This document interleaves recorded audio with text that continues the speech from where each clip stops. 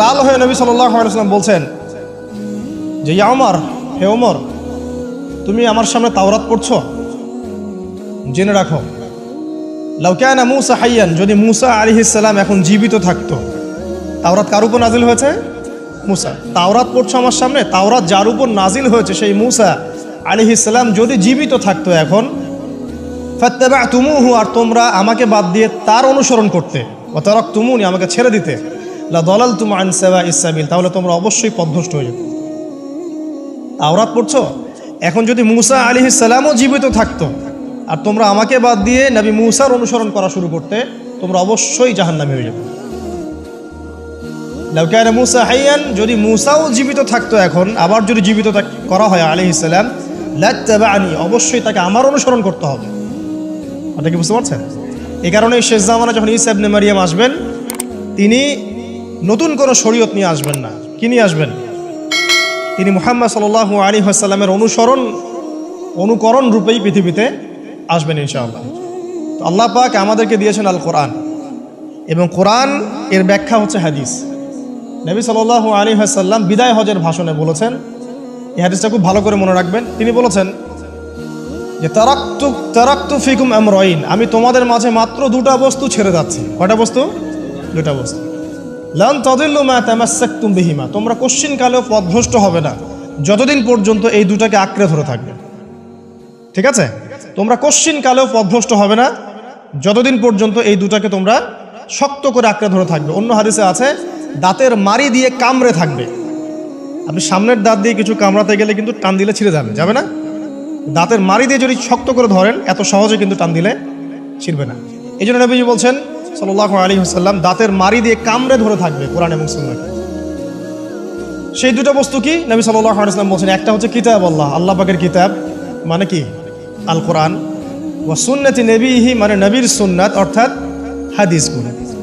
কোরআন এবং সুন্নাহ মিলে ইসলাম।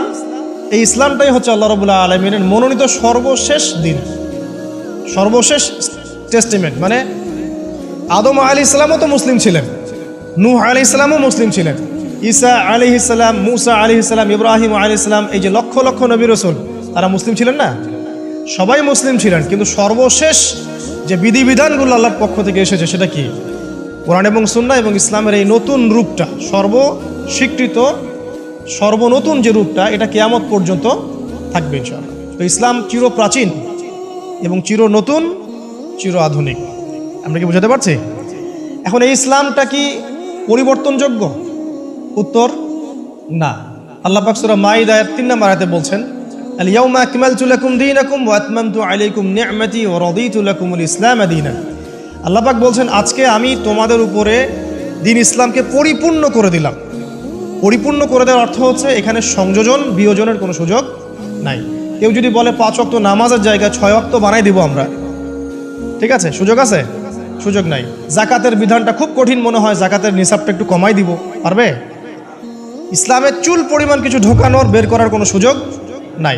কেন নাই? কারণ আল্লাহ পাক এই দিনটাকে পরিপূর্ণ করে দিয়েছেন। আল ইয়াউমা আকমালতু লাকুম দীনাকুম, দিনটাকে কামেল করেছি। কামেল মানে, কামেল পাস মানে কি? সার্টিফিকেট পাইছে পরিপূর্ণ, তাই না?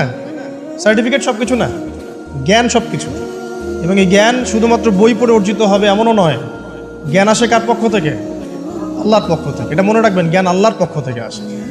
হ্যাঁ, জ্ঞান কখন আসবে? যখন আপনি পরিশ্রম করবেন, আপনার পরিশ্রম আল্লাহ পাক দেখবেন, আপনি ধারাবাহিকভাবে লেগে থাকবেন, আল্লাহর কাছে বেশি বেশি দোয়া করবেন, পাপ ছেড়ে দিবেন, গুনাহ ছেড়ে দিবেন, গুনাহমুক্ত অন্তর নিয়ে আল্লাহর কাছে কান্নাকাটি করবেন, আল্লাহ পাক ইনশাআল্লাহ ইলম দান করবেন ইনশাআল্লাহ। ইমাম শাফি রাহিমাহুল্লাহ বলতেন যে আমি অনেক পড়ি কিন্তু ভুলে যাই। তার ওস্তাদ তাকে বললেন যে তুমি পাপ করা ছেড়ে দাও, যদি গুনাহ করতে থাকো তাহলে তোমার অন্তরে আল্লাহর নূর নাজিল হবে না। ঠিক আছে? গুনাহ মুক্ত অন্তর নিয়ে ইলম চর্চা করতে হয়। আল্লাহ পাক তৌফিক দান করুন। আর ইলম অর্জন করে যদি অহংকার আর হিংসা চলে আসে, তাহলে সেই ইলম হবে শয়তানের ইলম। শয়তান প্রচণ্ড আলেম ছিল, কিন্তু ইবলিস কি ছিল? আলেম ছিল। সে কিন্তু আলেম আর আবেদ ছিল, সে ইলম অনেক অর্জন করেছিল এবং আল্লাহ পাকের প্রচুর ইবাদত করত, কিন্তু তারপরেও কেন সে জাহান্নামী হলো? কারণ একটাই, আবা ওয়াস্তাকবারা, সে উদ্ধত হয়েছিল, অহংকার করেছিল। ইসলাম পরিপূর্ণ, এখানে সংযোজন বিয়োজনের কোনো সুযোগ নাই।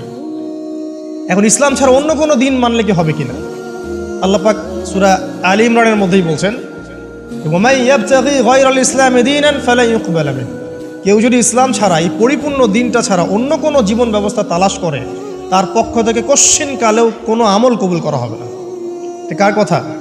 আল্লাহর কথা। একটা জায়গায় আমি ফোকাস করি যে দিন পালন করতে গিয়ে সবচেয়ে বড় চ্যালেঞ্জটা হচ্ছে, সবচেয়ে বড় চ্যালেঞ্জ সেটা হচ্ছে আল্লাহকে পাওয়া। কি করা? যে আল্লাহর কাছ থেকে আমরা এসেছি সেই আল্লাহকে দুনিয়াতে এবং আখিরাতে পাওয়া, এটাই চ্যালেঞ্জ। আল্লাহকে যে ব্যক্তি পেয়েছে সে দুনিয়ার সব পেয়ে গেছে। আল্লাহকে যে পায় নাই সে আসলে কিছুই পায় নাই, ইহকাল পরকালের কিছুই পায় নাই। এখন আমরা আল্লাহকে পাবো কিভাবে? এটা বড় প্রশ্ন না? যে আল্লাহর কাছ থেকে, যে জান্নাত থেকে আমরা পৃথিবীতে চলে আসলাম, আর সেই জান্নাতে যেতে হলে তো আমাকে আল্লাহকে পেতে হবে। আল্লাহকে পেতে হলে আমার কি কি করণীয়?